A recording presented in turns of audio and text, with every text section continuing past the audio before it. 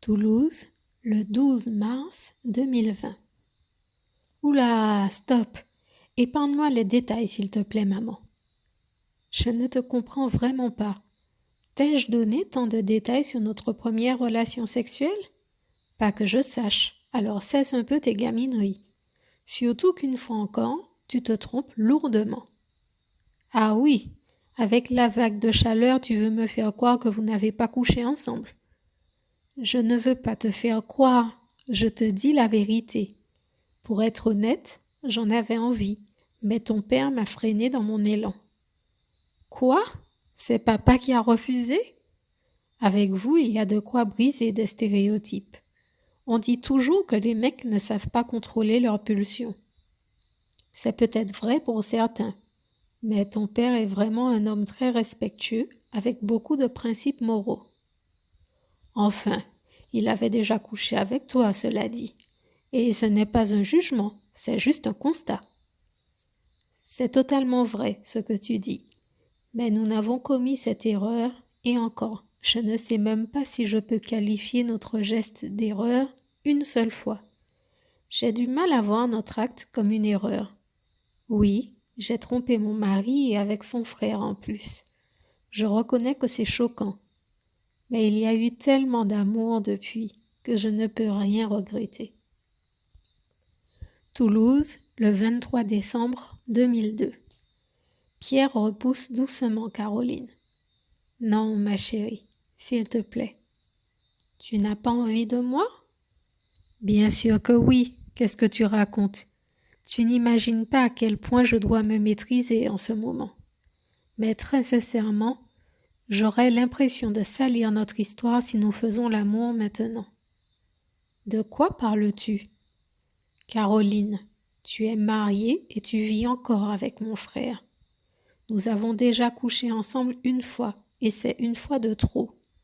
Alors j'aimerais que notre situation soit officielle la prochaine fois que nous ferons l'amour. J'ai donc une requête à formuler. Je comprends le principe et c'est tout à ton honneur. Je t'écoute. Tu sembles avoir bien réfléchi à la situation. De mon côté, j'ai envisagé de vivre avec toi il y a des années déjà. Alors je te demande d'y réfléchir encore 10 jours. Donne-toi le temps de faire le point et de mûrir les conséquences. Une fois que Tony et toi aurez franchi le seuil de votre maison, il n'y aura pas moyen de faire marche arrière. Nous devrons faire face à la tempête qui va s'abattre sur nous. Je veux que tu sois bien sûr de toi à ce moment-là. Mais je t'ai déjà dit que je suis sûre. J'aurais quitté Yves même si tu refusais que l'on soit ensemble. J'ai très bien entendu cela. Mais si tu quittais simplement ton mari, cela aurait fait des histoires. Yves aurait cherché à comprendre tes raisons et mes parents s'en seraient probablement mêlés également. Tout le monde aurait cherché à comprendre et à te raisonner. Sauf que quitter Yves pour emménager chez moi fera l'effet d'une bombe atomique. Une catastrophe sans précédent. La fin du monde, presque. N'exagère pas non plus. Tu vois, ta réponse me laisse penser que tu n'as pas encore pris la pleine mesure de ce que nous envisageons de faire. Caroline, notre acte va apporter son lot d'interrogations. Tout le monde pensera que nous étions forcément amants. Ils se demanderont depuis quand, et les hypothèses les plus folles feront jaillir une colère irrépressible. Ils ne nous croiront jamais quand nous dirons que nous n'avons couché qu'une seule fois ensemble. Je passerai pour un salaud qui lorgnait sur la femme de son petit frère, ce qui ne sera pas totalement faux. Mais on n'est pas obligé de tout dire la vérité non plus. Caroline, tu ne m'écoutes pas. Que l'on dise ou pas, ils se feront tous des films. Leur imagination sera toujours pire que la vérité qu'ils ne voudront pas accepter. Nous allons nous retrouver seuls contre tous. Je veux que tu réfléchisses et que tu sois absolument certaine que tu te sens prête à vivre tout cela. Être ensemble va nous demander de subir une pression énorme. Un couple qui emménage ensemble doit affronter le changement. Chacun doit prendre ses repères dans le temps et l'espace. Ils doivent apprendre à vivre à deux avec tout le stress que ça peut générer. Ensuite, quand il y a un bébé qui arrive, c'est une nouvelle organisation qui doit se mettre en place. C'est une nouvelle source de stress et tu es bien placé pour le savoir vu que tu en as fait les frais. Alors visualise un peu ce qui nous attend. Nous éprouvons des sentiments l'un pour l'autre. Ça, c'est OK. Mais nous n'avons jamais été un couple. Caroline, jamais. Du jour au lendemain, nous allons devenir un couple qui doit apprendre à vivre sous le même toit avec un bébé de 11 mois qui sera lui-même en perte de repère. Nous devrons le réconforter et en plus gérer les conflits que ma famille ne manquera pas de créer. Pierre éclate d'un rire nerveux. J'espère que tu vois plus facilement de quoi je suis en train de parler, ma chérie. Il faut vraiment que tu sois sûre de toi. Il faut que tu sois préparée psychologiquement. Parce que ce qui nous attend, c'est la guerre. Notre amour n'a aucun recul pour avoir de quoi se raccrocher. Nous avons tout à construire et sur un champ de win. Cela va nous demander des efforts considérables. Je sais que l'on ne peut jamais être sûr de rien, mais vu tous les risques que l'on envisage de prendre et les efforts que cela va nous demander, j'aimerais bien que ce ne soit pas pour qu'on se sépare 2 mois plus tard. Caroline déglutit péniblement sa salive.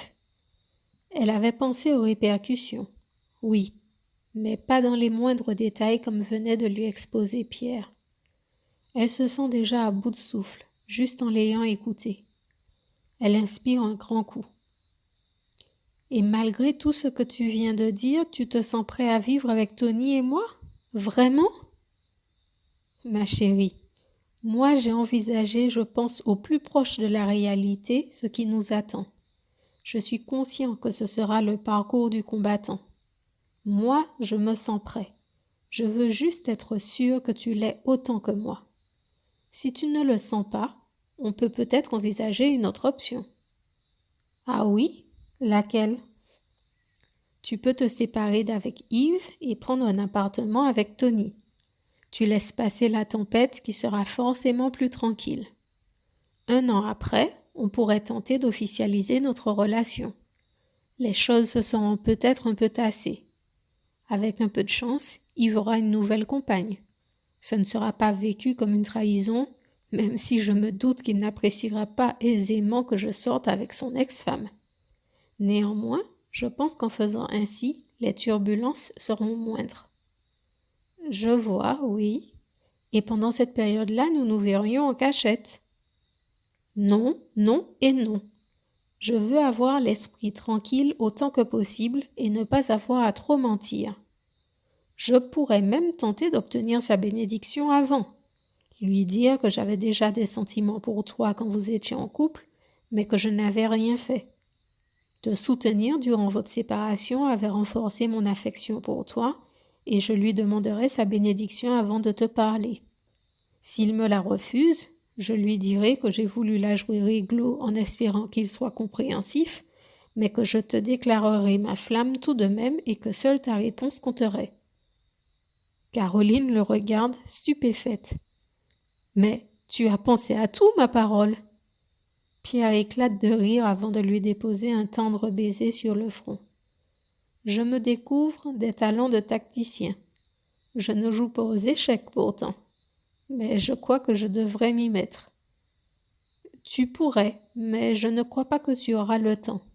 Tu auras une famille à construire sur un champ de win, pour reprendre ton expression.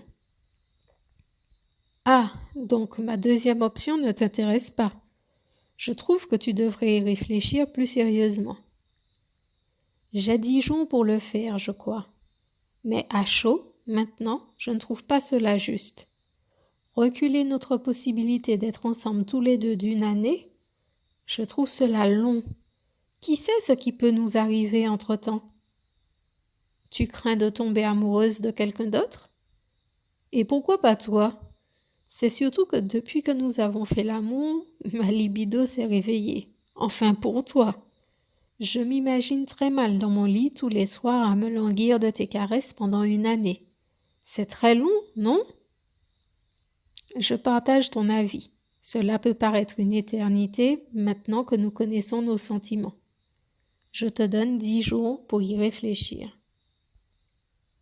Toulouse, le 12 mars 2020. C'est tout de même incroyable votre histoire.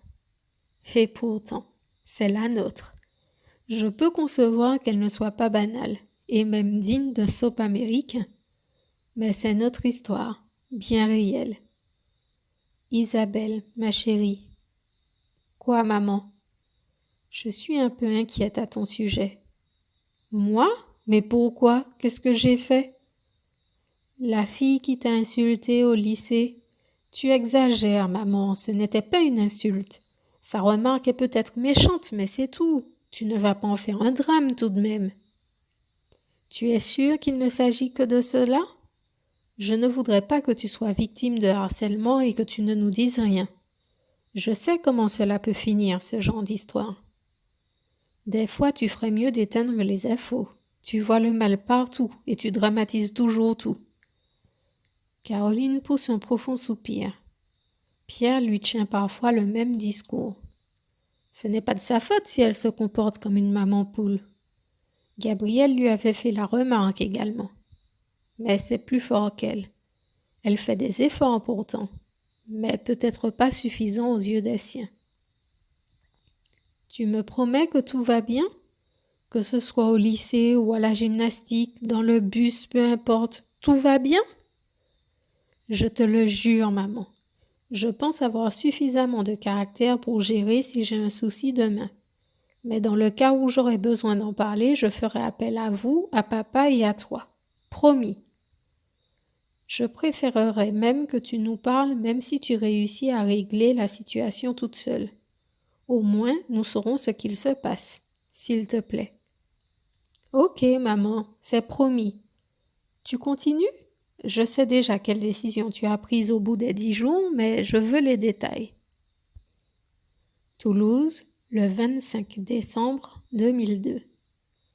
Caroline joue dans le salon avec Tony en attendant que son mari termine de se préparer. Elle sourit. La vie lui semble plus belle depuis qu'elle a des perspectives pour l'avenir. Toutes les planètes semblent être alignées pour lui faciliter la tâche. Ses règles sont arrivées lundi soir avec 4 jours d'avance. Fait suffisamment exceptionnel pour qu'elle réalise sa chance.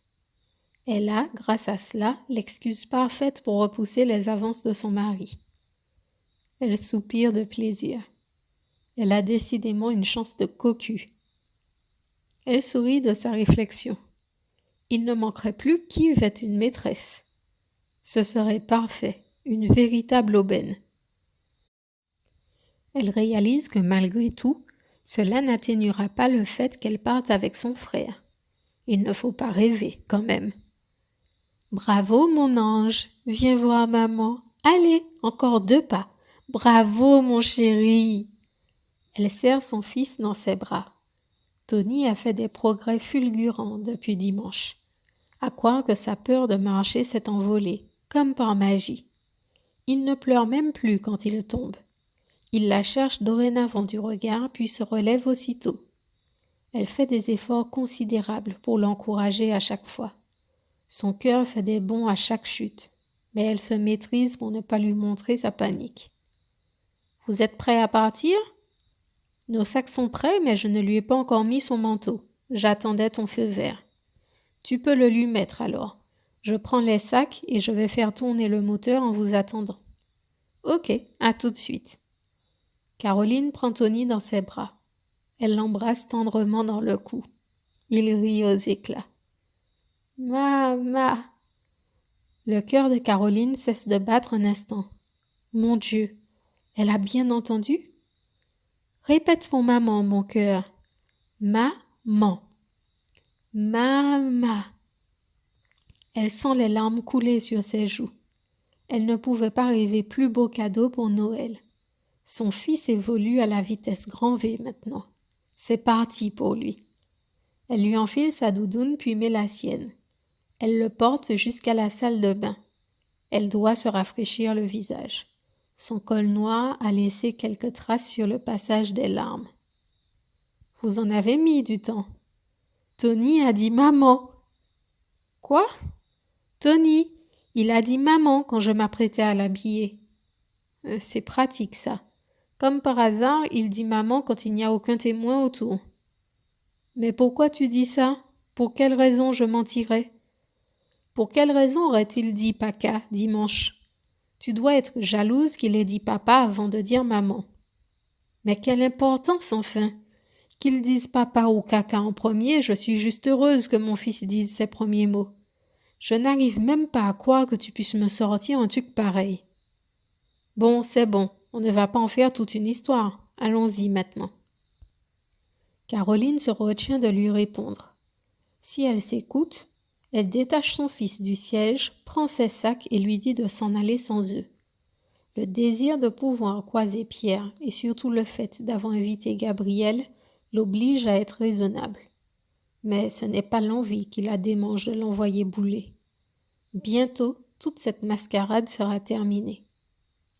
L'ambiance avait été tendue dans la voiture. Elle n'avait pas desserré les lèvres, même quand Tony avait fait un festival de Mama durant le trajet.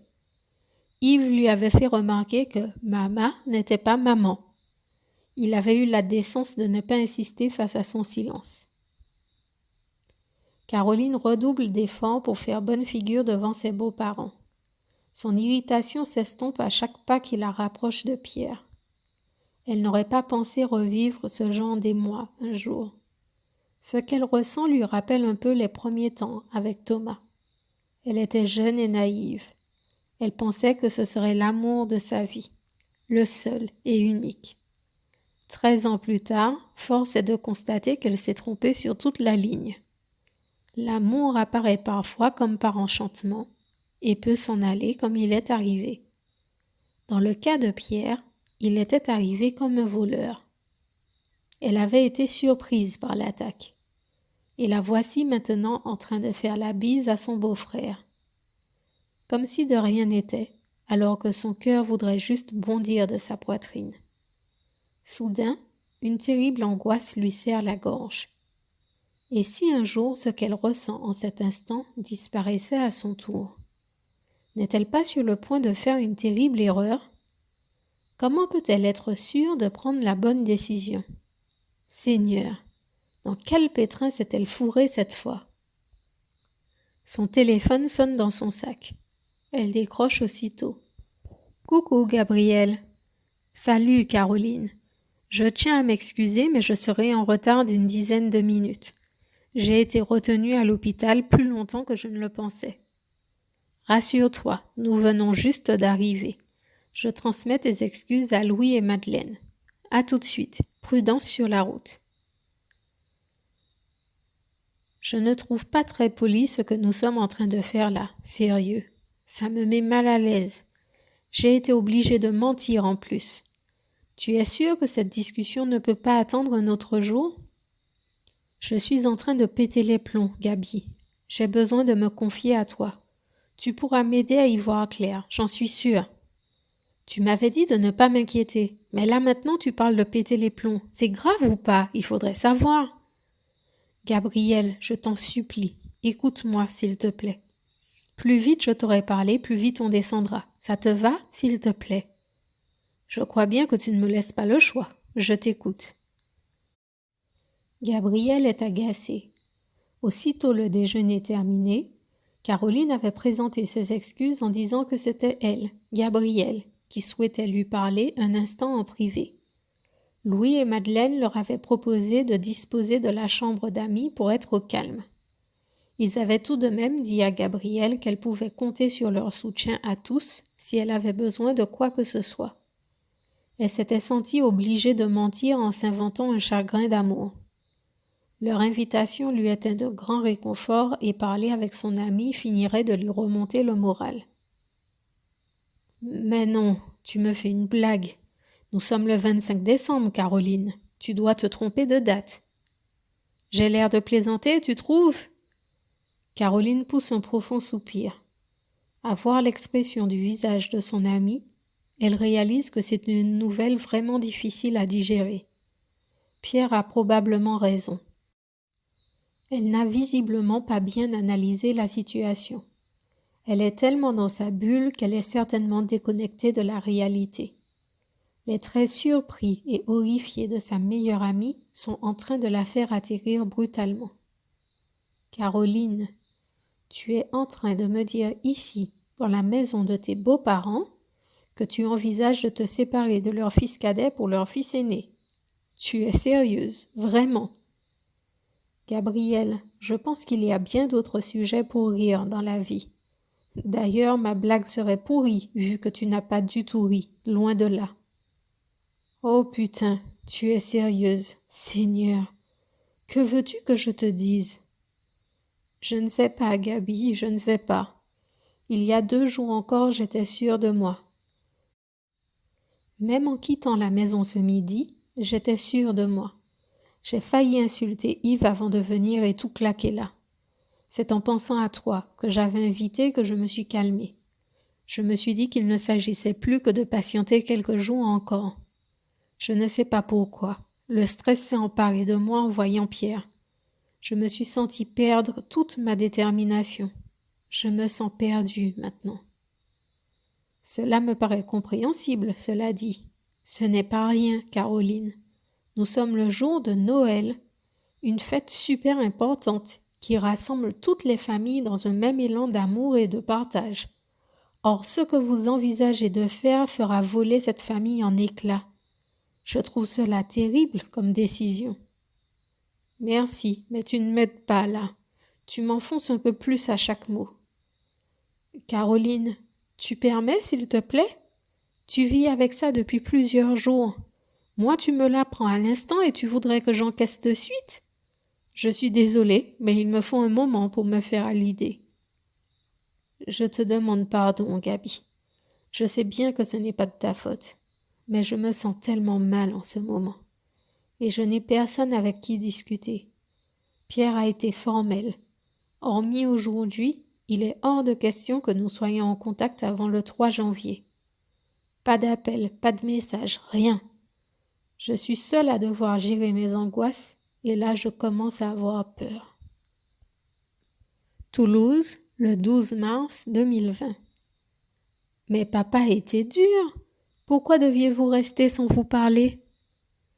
J'ai compris le raisonnement de ton père. Il voulait que je pèse le pour et le contre et que je n'agisse pas sur un coup de tête. Une décision aussi importante impliquant la vie de tant de personnes ne devait effectivement pas être prise à la légère. Il suffit de voir comment j'ai réagi quand j'ai su qu'il avait rompu avec Sandra. Après la tristesse, la colère a pris place et je me dédouanais en rejetant toute la faute sur lui. Il fallait que je prenne ma décision toute seule, sans influence extérieure. Mais pourtant, tu as demandé conseil à Tati Gabi. Demander un conseil ne veut pas dire que tu es obligé de le suivre. C'est un apport extérieur, certes, mais la décision te revient, à toi seul. Tu seras seul responsable de ton choix, le tien et celui de personne d'autre. En plus de demander conseil, l'idée c'est de prendre le temps de réfléchir avant d'agir pour les décisions importantes. Mais en même temps, ça ne fonctionne pas à tous les coups. Je suppose que tu avais réfléchi avant d'épouser tonton, non? Tu vivais même avec lui, donc tu le connaissais déjà bien, et pourtant tu t'es trompé. Il vaut mieux toujours réfléchir avant d'agir, ma chérie. Toujours. Il n'y a pas de petites décisions. Et moi, je ne vois pas les choses comme toi. Oui, j'ai réfléchi avant d'épouser ton oncle. Mais en réalité, j'ai pris très peu de temps pour cela, car j'avais déjà longuement réfléchi avant d'emménager chez lui. Notre vie de couple a demandé un temps d'adaptation. Mais assez vite, nous avons trouvé nos repères et tout se passait très bien. Donc le mariage me semblait une évidence quand il me l'a proposé. Et très sincèrement, jusqu'à la naissance de Tony, nous formions un couple heureux et épanoui. Donc je ne peux pas dire que je me suis trompée. C'est juste que nous avons pris des directions différentes à un moment donné. Nous n'avons pas réussi à maintenir notre complicité et la distance s'est installée progressivement. Et puis, ne serait-ce que par rapport à ton frère, je ne peux absolument pas parler d'erreur. Oui, c'est vrai. Excuse-moi, maman. Je t'en prie, ma chérie. Tu n'as pas à t'excuser. Je crois qu'il faut retenir que quand tu prends le temps de réfléchir, ta décision ne sera pas prise sous le coup d'une émotion quelconque, que ce soit la colère, la joie ou la tristesse. À partir de l'instant où tu auras fait un choix, le tien, tu devras en assumer les conséquences. Et si en cours de route tu réalises que ce choix ne te convient plus, il te faut prendre à nouveau un temps d'introspection, puis aller vers ce qui te convient le mieux. Donc je ne peux jamais être sûre de prendre la bonne décision en fait.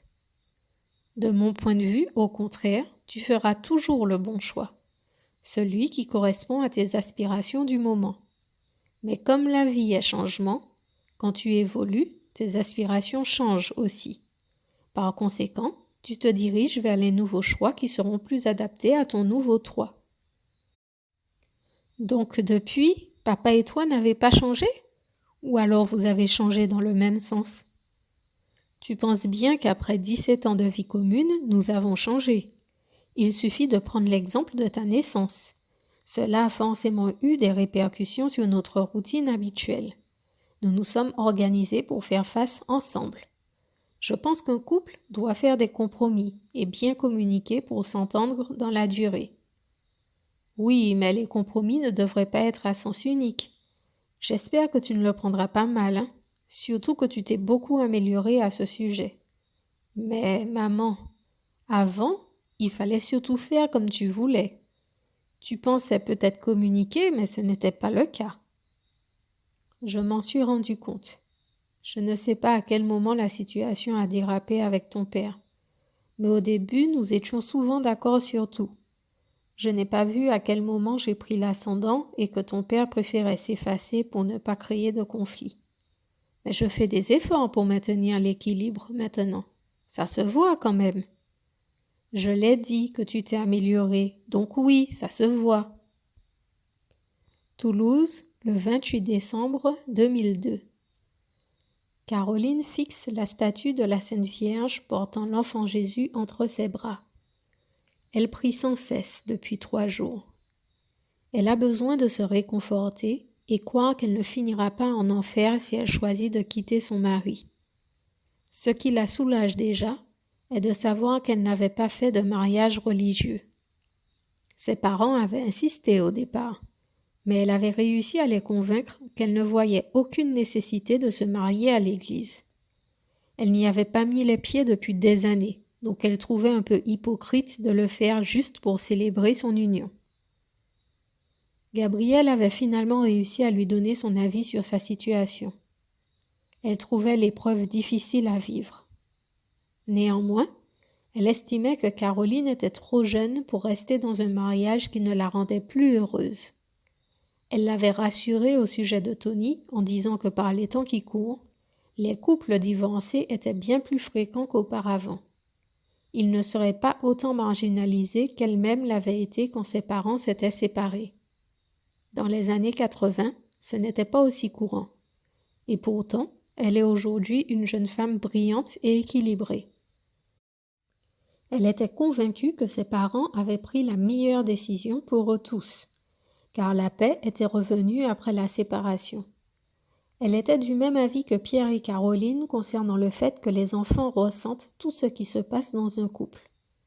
Même si les disputes avaient cessé avec Yves pour le moment, la frustration qui risquait d'apparaître si elle ne choisissait pas l'homme dont elle était amoureuse pourrait faire la machine dérailler. Elle avait donc soutenu l'idée de la rupture.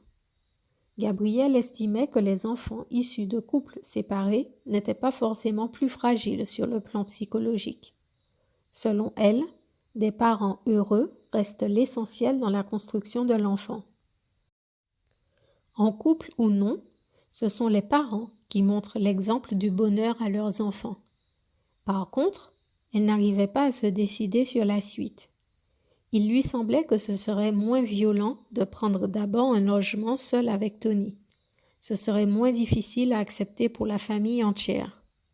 Elle était consciente que ce serait plus contraignant pour Caroline qui se retrouverait seule avec son fils pour tout gérer.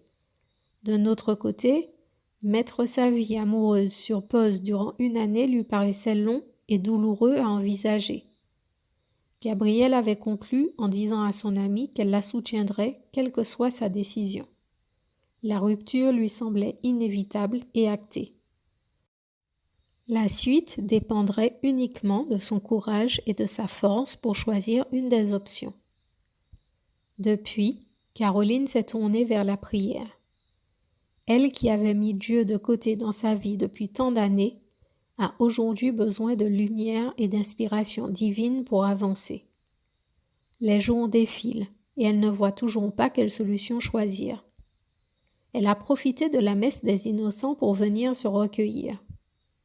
Yves avait été très surpris de son désir soudain de se rendre à l'église.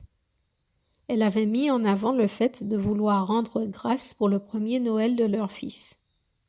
Son mari n'avait pas insisté et avait décidé de les laisser y aller seuls, à la très grande joie de Caroline. Son regard quitte la statue pour revenir sur Tony. Il s'est endormi pendant la célébration de la communion. Il était resté incroyablement sage pendant toute la cérémonie. Il avait les yeux écarquillés, regardant partout comme une chouette. La fatigue l'avait finalement emporté sur la curiosité. Caroline observe son fils dans les moindres détails. Il serre contre lui le petit ourson beige vêtu d'une salopette bleue que lui a offert Pierre à Noël. C'est son cadeau préféré, comme par hasard. Il faisait à peine cas de la jolie girafe qu'Yves et elle lui avaient donnée. Pour l'occasion, elle lui a mis le présent de ses grands-parents, une gourmette en or gravée avec son prénom. Sa respiration est régulière et tranquille. Son visage est totalement détendu, serein. Ses paupières frémissent par moments. Il est probablement en train de rêver. Elle est curieuse de savoir quel rêve un si petit bout de chou peut faire. Il ne pourrait pas lui raconter, malheureusement. Son vocabulaire est bien trop restreint pour le moment. Il n'irait pas bien loin à coups de mama et de papa. Caroline se glisse en douceur dans le lit. Elle est restée dans la chambre de Tony le plus longtemps possible, dans l'espoir que son époux puisse s'endormir. Elle n'a pas envie de discuter avec lui. Moins elle le voit et lui parle, mieux elle se porte. Ses règles sont une véritable aubaine pour lui éviter de remplir son devoir conjugal. Elle sait déjà qu'elle va morfler demain pour retirer son tampon, vu qu'elle ne saigne plus. Mais cela lui permet de grappiller un jour de plus. Yves et elle ne couchent jamais ensemble dans les 2 jours qui suivent la fin de ses menstruations. Ils avaient eu le malheur de le faire une fois dès le lendemain, et ils avaient fini avec des traces de sang sur le lit. Son mari avait été dégoûté au plus haut point et avait décrété un délai de sécurité. Grâce à ça, elle est exemptée jusqu'au jour de l'an au moins. Elle verra demain si elle tente encore la prolongation imaginaire. Elle craint tout de même de trop exagérer. Habituellement, ces règles durent 4 jours. Or là, cela en fait 6. Seigneur, vivement la fin de cette tourmente. Toulouse, le 12 mars 2020. Maman, sérieux, tu pourrais me passer certains détails. Je crois l'avoir fait jusqu'à maintenant. Je t'ai épargné les positions. Maman, stop, arrête. Isabelle, enfin, tu n'es plus une petite fille. D'ailleurs, si c'était à refaire, je prendrais le parti de vous parler de sexualité bien plus tôt. Je trouve que ce devrait être le rôle des parents et non des enseignants. Je ne vois pas l'intérêt. J'en vois un, pourtant. La conception d'un enfant découle d'un acte sexuel. Hors cas de violence, c'est le fruit de l'amour entre 2 personnes. Il n'y a donc rien de sale à cela, bien au contraire. Mais en rendant le sexe tabou, on le transforme en quelque chose de honteux et de malsain. En n'expliquant pas les choses relativement tôt à son enfant, les parents l'exposent à la menace potentielle d'un prédateur qui pourra en faire sa victime en lui racontant n'importe quoi. Donc si c'était à refaire, je vous en parlerai vers 3 ou 4 ans, et non à 12, 13 comme nous l'avons fait. Je trouve ça gênant tout de même. Peut-être parce que nous avons pris du temps avant d'en parler. Pour le moment, tu dis être toujours vierge. Mais un jour, tu rencontreras quelqu'un qui te donnera envie de sauter le pas. Je pense que les premières fois seront surtout des essais plus ou moins agréables. D'où l'importance de faire l'amour avec quelqu'un qui t'aime et t'apprécie, car il fera attention à ton plaisir et à ton confort. Si c'est un moment de partage, cela pourra être merveilleux. Mais par la suite, quand tu connaîtras bien ton corps et que tu seras au point de chercher des stratagèmes comme je le faisais avec Yves, je te conseille de te poser des questions. Quoi? Ne plus avoir envie veut forcément dire que l'on n'est plus amoureux? Non, pas forcément, mais cela peut être une hypothèse. Une autre pourrait être l'utilisation de certaines pilules contraceptives. Il y a plein de pistes. Le tout est de se dire qu'il y a quelque chose qui cloche et qu'il vaudrait mieux pour toi chercher la cause pour y remédier. Isabelle pousse un profond soupir. Ok, maman, j'ai compris. On peut changer de sujet maintenant? Sache en tout cas que je suis disposée à discuter avec toi, si tu en éprouves le besoin un jour. Toulouse, le 31 décembre 2002. Coucou chérie, la journée s'est bien passée? Coucou, oui, tout s'est bien passé. Tony dit caca maintenant. Il est en progrès. C'est fou comme il a pris du temps pour se lancer. Maman commençait un peu à s'inquiéter. Elle m'a dit que j'ai dit mes premiers mots à 6 mois et demi. Il a attendu d'avoir 10 mois et 1 semaine, mais depuis, il semble bien parti. Madeleine se faisait du souci? Je n'en savais rien. Je ne trouve pas ça juste de comparer des enfants. Chacun va à son propre rythme. En plus, la comparaison n'est pas du tout équitable, puisqu'en général, ceux qui naissent après l'aîné ont la chance de l'avoir en exemple. Si elle s'était basée sur Pierre, ce serait déjà plus cohérent. Non, mais ne le prends pas mal. Elle m'a dit ça juste une fois. Pas de quoi lui en vouloir. Je n'ai jamais dit que je lui en veux. J'ai juste dit, enfin bref. Comme tu dis. Chérie, je voulais être sûre d'avoir l'accord pour te faire la surprise. J'ai posé des récupérations et elles ont été acceptées. Je reprends le travail lundi comme toi. C'est pas génial? Caroline sent un étau serrer sa cage thoracique. Elle a la sensation d'étouffer brusquement. La cuisine lui semble plus étroite tout à coup, comme si les murs s'étaient rapprochés sur elle. Elle se sent mal. Ce n'est pas possible. La chance a tourné en un éclair. Elle qui réfléchissait à savoir comment repousser son mari sur les jours à venir. Elle va devoir supporter sa présence en continu, finalement. Seigneur, quelle horreur! Caro, tu as entendu? Je te demande pardon. Oui, c'est super. Elle espère qu'il tombera dans le panneau. Sa voix est pire que monotone. Heureusement qu'il ne peut pas voir son visage. Il n'aurait aucun doute sur le fait que ce n'est pas une bonne nouvelle, loin de là. Étant donné que je ne travaille pas demain, ça te dirait que l'on déjeune chez mes parents? Demain? Si elle pouvait, elle voudrait juste mourir maintenant, tout de suite, tomber sous le coup d'une rupture d'anévrisme ou d'un arrêt cardiaque. Mais voir Pierre pourrait peut-être lui remonter le moral. Elle inspire un grand coup. Si ça peut te faire plaisir, c'est d'accord. Super, ma chérie. Je les appelle de suite pour leur dire de prévoir notre présence. Il l'embrasse dans le cou avant de quitter la pièce. Un frisson de dégoût lui parcourt tout le corps. Son désamour se manifeste de plus en plus par des signes physiques. Entre la nausée et la chair de poule, le moindre contact la révulse. Elle espère de tout son cœur voir Pierre demain. Il faut à tout prix qu'elle lui parle. Au moins envisager comment faire pour leur rendez-vous de vendredi. Les congés de son mari n'étaient absolument pas prévus dans son programme. Ses prières n'ont pas dû être entendues. Elle s'y est certainement prise trop tard. Ou alors, la réponse la dirige vers son mari. Son cœur se serre à cette idée. Toulouse, le 12 mars 2020. Ne pleure pas, maman. Je suis désolée de te faire revivre tout ça. On peut arrêter si tu préfères. Le plus important est que tu aies eu le courage de choisir papa. Regarde comme on est heureux tous ensemble. Ça n'a pas toujours été facile, mais tous vos sacrifices sont payants. Caroline essuie ses larmes. Elle pensait pourtant avoir fait la paix avec cette douloureuse période. Elle s'était visiblement trompée, vu comment elle est bouleversée. Rassure-toi, ma chérie. Te parler de tout ça me permet de voir que j'ai encore à travailler sur mes blessures.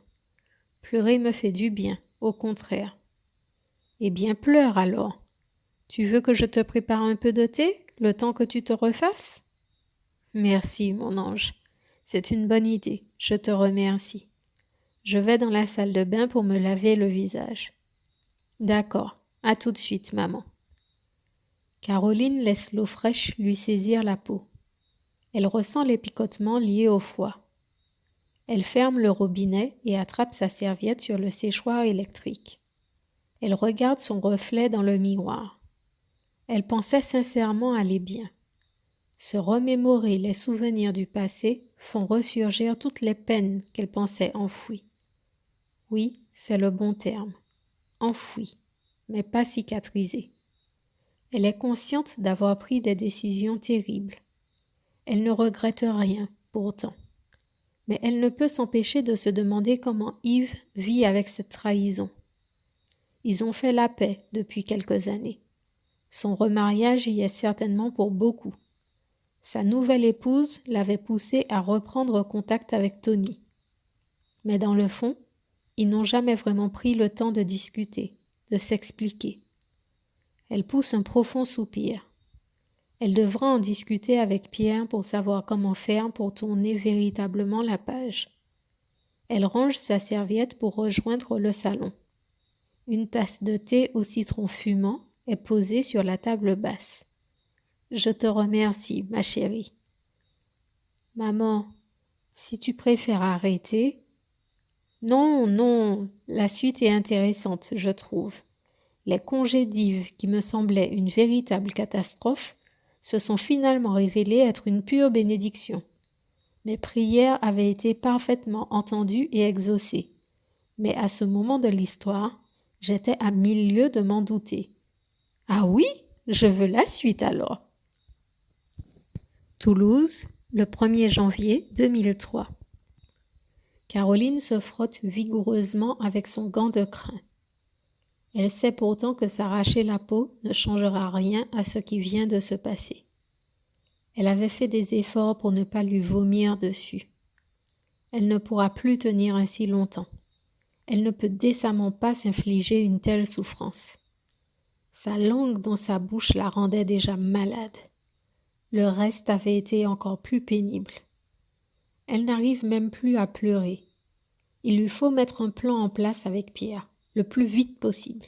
Elle est sûre d'elle, maintenant. Tant pis pour les conséquences. Elle a le droit au bonheur. Et le bonheur ne devrait jamais attendre. Alors elle veut vivre avec Pierre, et le plus tôt sera le mieux. Je tiens à porter un toast spécial. Je veux réitérer mes vœux les meilleurs pour tous, pour cette nouvelle année. Je nous souhaite une bonne santé, afin que nous puissions encore profiter les uns des autres, et le plus longtemps possible, j'espère. Et surtout, quoi qu'il se passe, je nous souhaite de rester toujours unis comme nous le sommes aujourd'hui. Je ne pourrai pas vous dire à quel point j'étais heureuse quand Yves m'a annoncé hier que nous serions tous réunis pour ce déjeuner du Nouvel An. Ma famille est mon plus grand trésor et je suis particulièrement heureuse de vous avoir à mes côtés autour de cette table. Caroline sent une boule se former dans son ventre. Avec un discours pareil, Pierre ne va-t-il pas renoncer à leur histoire? Les mots de Madeleine sont particulièrement émouvants. Comment peut-elle envisager de détruire la paix et l'harmonie de cette famille? Ne devrait-elle pas renoncer à Pierre? Quitter son mari est une chose, mais priver l'homme qu'elle dit aimer de son entourage, de son sang, n'est pas une preuve d'amour digne de lui. Elle croise son regard en déposant sa flûte en cristal. Elle sourit instantanément. Elle lit parfaitement clair dans ses yeux. Pierre, nous avons un service à te demander. Nous avons des amis qui nous ont invités pour le week-end à Annecy. Ton père et moi ne sommes pas rassurés de faire un si long trajet en voiture tous les deux. Pourrais-tu nous y conduire et passer le week-end avec nous? Nous partirions vendredi matin et serions de retour dimanche après-midi.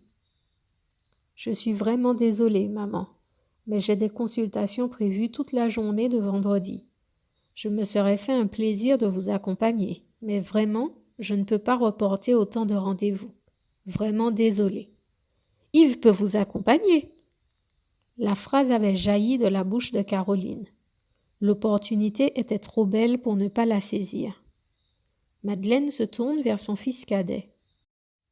C'est vrai que je n'avais pas pensé à toi, étant donné que tu ne m'as annoncé tes congés qu'hier. Il me faudrait demander à Jacqueline s'ils peuvent nous recevoir avec Caroline et Tony.